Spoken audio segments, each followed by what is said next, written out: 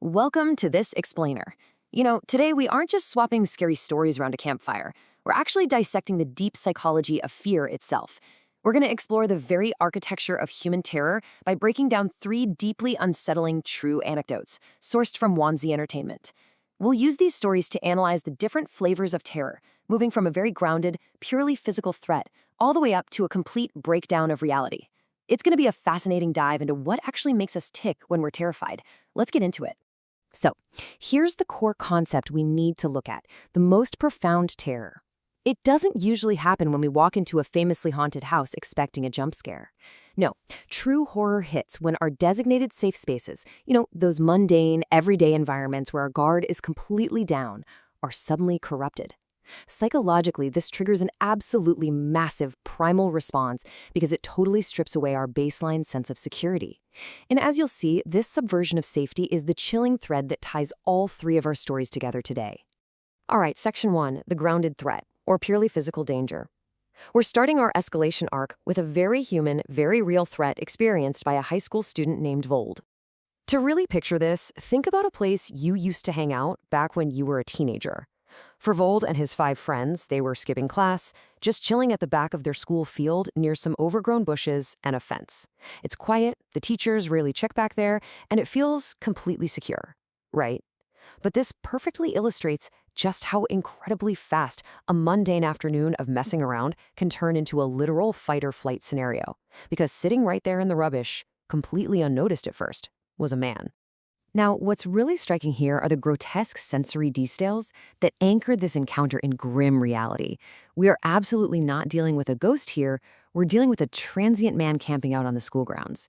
Vold vividly remembers the ripped clothes, the massive tangled beard, and this overpowering foul smell that just hit them from a distance, and the incredibly dirty yellow teeth as the man suddenly started smiling at them. It's viscerally, uncomfortably real. Why does he even have that? That totally innocent, panicked question from Vold's friend is the absolute turning point. Because the man wasn't just sitting there anymore. He stood up and he picked up a rusty, filthy axe covered in marks. And he didn't even hold it normally. He dragged the blade along the ground as he slowly started walking toward the students, muttering under his breath. Then, out of nowhere, he shouts something completely incomprehensible. That innocent question immediately precedes absolute panic, sending the kids on a frantic sprint back to the safety of the school while the man just stood by the bushes, axe at his side, staring them down. Moving right along to our second section, the uncanny encounter, blurring the lines of reality. So we're stepping up from a purely physical threat and dipping into the realm of the uncanny. This is exactly where the line between a regular human predator and something profoundly bizarre really begins to blur. This one takes us back 12 years ago on New Year's Eve at a grandparent's house. Picture the stark contrast at play here. Maybe compare it to your own crazy family gatherings. Inside, it's total sensory overload, right? The smell of grilled pork belly and sweet spaghetti, uncles laughing, cousins blasting plastic party horns, and the endless popping of firecrackers outside. But right outside that back door, it's a dark, silent, weed-covered backyard. The stark clash between that festive, brightly lit living room and the shadowy lawn sets up the absolute perfect stage for an ambush when the older brother goes looking for his missing younger brother, Odie. So the older brother steps out into the dark yard, right? He spots his little brother standing at the edge of the tall weeds, just staring up into a mango tree. Odie points up and delivers this chillingly innocent line about a tall man giving him a toy. The sheer tonal clash of a tiny kid saying that, right as the older brother's eyes adjust to the darkness in the branches above, it is pure nightmare fuel. Just picture this. Illuminated only by the intense red flashes of fireworks exploding overhead, there's a man crouching on a thick branch. He is astonishingly thin, unnaturally pale. He's wearing this tattered, filthy shirt and sporting a wide, toothy grin. He actually brings his incredibly long, bony fingers to his lips to signal silence to the older brother, all while his other hand is tightly gripping a heavy, rusty garden knife. It is an incredibly uncanny, almost predatory image. Look at the agonizing suspense of how this plays out. As the countdown to midnight echoes from the living room inside, 10, 9, 8, the man drops completely silently from the tree right in front of little Odie. At the exact stroke of midnight, deafening fireworks completely mask the sound of his attack as he lunges and grabs the little brother's arm. It turns into this violent struggle where the older brother instinctively uses literally the only weapon he has on him, a plastic party horn. He strikes the man squarely in the eye, forcing him to let go, and they absolutely bolt inside and lock the heavy wooden door behind them. Of course, by the time the uncles rush out with heavy sticks and flashlights, the man is completely gone. But he did leave something behind, the wrapped gift box he handed down to Odie. And this detail right here brilliantly illustrates the bizarre, surreal nature of this specific threat. The grandfather unwraps the box to find absolutely zero toys inside. Instead, the box contains several rusty, sharp nails and a handful of dirt from a freshly dug grave. That detail pushes this way past the boundaries of a simple break-in and straight into a deeply disturbing psychological space. And that brings us to our third section, the paranormal, or the complete breakdown of reality. For our final story from a user named L, we reach the total apex of our escalation arc, a purely supernatural threat. This went down in a 3-story grandparents' house back in the summer of 2013 when L was 15. Notice the structural buildup of this particular house. The first floor is essentially just for storage, mostly cluttered with heavy sacks of rice. The second floor is the safe, active zone where the whole family sleeps and eats. But looming directly over them is the third floor. It's unfinished, it's dusty, and it has 2 unused beds. Lowe noted that the atmosphere up there always felt strange and just deeply unsettling.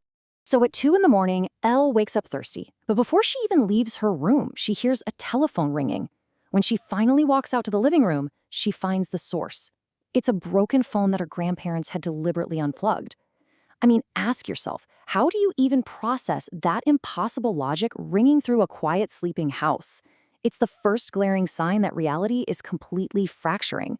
After grabbing a quick drink of water in the kitchen, Elle turns around only to see a woman in white with long hair completely covering her face, just silently floating up the staircase from the second floor toward that creepy third floor. Elle describes her movement as being incredibly strange, both fast and slow at the exact same time, as if time itself was just totally warped. See, this isn't a physical danger you can try to fight off with a plastic party horn. This is a terrifying, quiet encounter that completely shatters the laws of physics. Shaken to her core, Elle somehow forces herself to sleep and immediately tells her aunt the next morning. And honestly, the most chilling part of this entire paranormal encounter is the aunt's response. She casually, and I mean casually, explains that the family used to see that exact same figure when they lived there. Even though it scared them initially, they simply accepted this floating entity as a horribly terrifying roommate. They had literally just learned to live with it. As you can guess, Elle understandably never returned to that house again. Which brings us to our final section, lingering fears and the psychological aftermath. As we wrap up this explainer, we really have to look at how these survivors adapt, or frankly, fail to adapt, to the profound trauma of having their personal safe spaces violated so dramatically. 11. That is the exact number of years that the 2 brothers from our second story, the New Year's Eve encounter, have spent actively avoiding the outdoors on that specific holiday. Ever since that one night, their behavior has fundamentally changed. They don't go out to admire the beautiful fireworks illuminating the sky anymore. As the older brother puts it, every single year they spend the holiday inside with their eyes absolutely locked on the dark windows. Their entire worldview was permanently altered by that astonishingly thin man in the mango tree. The trauma of that uncanny encounter left a scar that just hasn't faded. We've explored a grounded physical threat at a high school, an uncanny ambush in a family's backyard, and a literal paranormal entity hovering in a hallway. It shows us that the true architecture of fear is built squarely on the subversion of our comfort. So I'll leave you with this provocative thought to ponder the next time you lock your front door, turn off the lights, or hear a strange noise just outside your window. If monsters can hide at your school, in your yard, and in your own hallways, are you ever truly safe?